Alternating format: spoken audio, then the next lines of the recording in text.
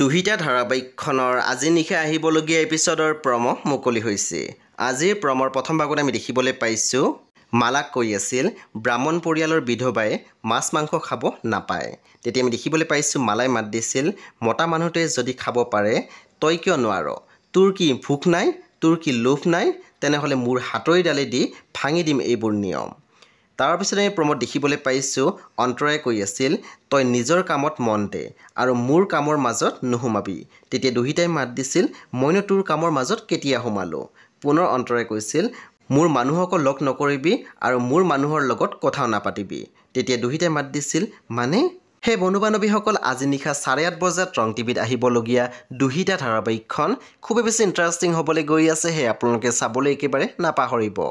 পৰৱৰ্তী আপডেটৰ বাবে আপোনালোকে মোৰ চেনেলটো ছাবস্ক্ৰাইব কৰি কাষত থকা বেল আইকন টিপি দিবলৈ একেবাৰে নাপাহৰিব আৰু প্লিজ আপোনালোকে মোৰ ভিডিঅ' এটা লাইক কৰি দিব।